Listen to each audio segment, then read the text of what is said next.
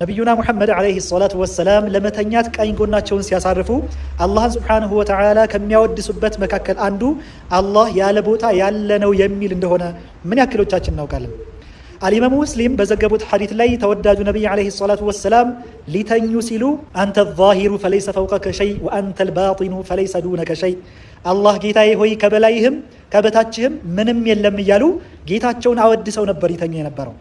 ታዲያ ተወዳጁ ነቢይ ዓለይሂ ሰላቱ ወሰላም ስለ አላህ ሱብሓነሁ ወተዓላ ከሁላችንም በላይ አዋቂ የሆኑት ነቢይ አላህ ሱብሓነሁ ወተዓላ ከበታችሁ ምንም የለም እያሉ እነዚያ ሙሸቢሃዎች አላህን ከፍጡራን ጋር የሚያመሳስሉት ቡድኖች አላህን ሱብሓነሁ ወተዓላ ዓርሽ ላይ ነው እያሉ ከበታችሁ ዓርሽ አለ ማለታቸው ከነቢዩና ሙሐመድ ዓለይሂ ሰላቱ ወሰላም በላይ ስለ አላህ አዋቂ ነን እያሉ ነውን?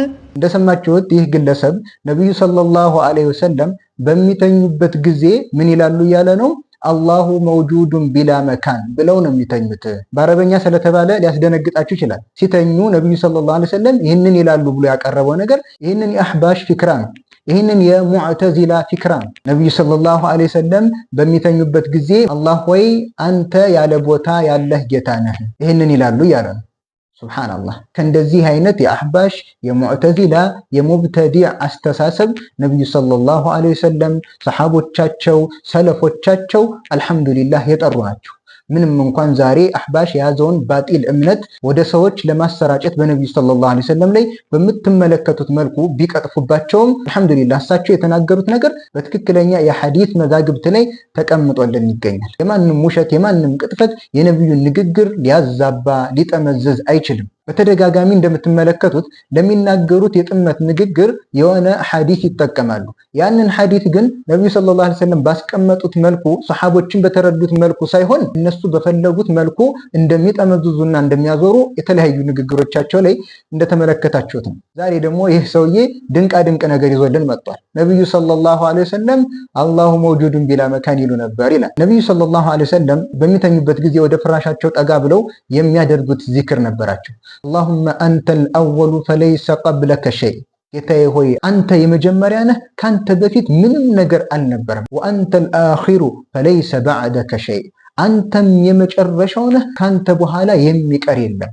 ፍጥረታት ሁሉ ጠፍተው የሚቀረው አንድ የፍጥረታት ፈጣሪ አላህ ሱብሓነሁ ወተዓላ ብቻ ነው። እዛም ቀጥለው ነቢዩ ሰለላሁ ዐለይሂ ወሰለም ምን አሉ? ወአንተ ዛሂሩ ፈለይሰ ፈውቀከ ሸይ። እዚህ የነቢዩ ሰለላሁ ዐለይሂ ወሰለም ንጹህ ንግግር ላይ ነው እንግዲህ ይህንን ባጢል አቂዳ ለመጨመር የሞከሩት። ትርጉሙን ከመመልከታችን በፊት አንተ ዛሂር ነህ ለሚለው ንግግር ትርጉሙ ምን እንደሆነ የሚያመላክተንን ንግግር ነቢዩ ሰለላሁ ዐለይሂ ወሰለም ተናግረዋል። ትክክለኛ አእምሮ ያለውና በአህባሽ ፍልስፍና ያልተበረዘ ንጹህ የአእምሮ ባለቤት ይህንን ነገር ይረዳል። በደንብ አስተውሉ። ነቢዩ ሰለላሁ ዐለይሂ ወሰለም ምንድን ነው ያሉት? ወአንተ ዛሂር፣ አንተ ዛሂር ነህ። ዛሂር የሚለውን እኛ አልተረጉመውም። ከዚህ ቀጣይ ያለችው ንግግር ብቻ ተመልከቷል። ፈለይሰ ፈውቀከ ሸይ፣ ካንተ በላይ ምንም ነገር የለም። ምን ማለት ነው? ካንተ በላይ ምንም ነገር የለም ያሉት ወአንተ ዛሂር የሚለው ምንድን ነው ማለት ነው? አንተ የበላይ ነህ፣ ካንተ በላይ ምንም ነገር የለም። በኋላ እንዳሳለፍ ነው ማለት ነው። በመጣንበት ሲያቅ መሰረት ይህም የሚሰጠን ትርጉም አንተ የበላይ ነህ፣ ካንተ በላይ ምንም ነገር የለም።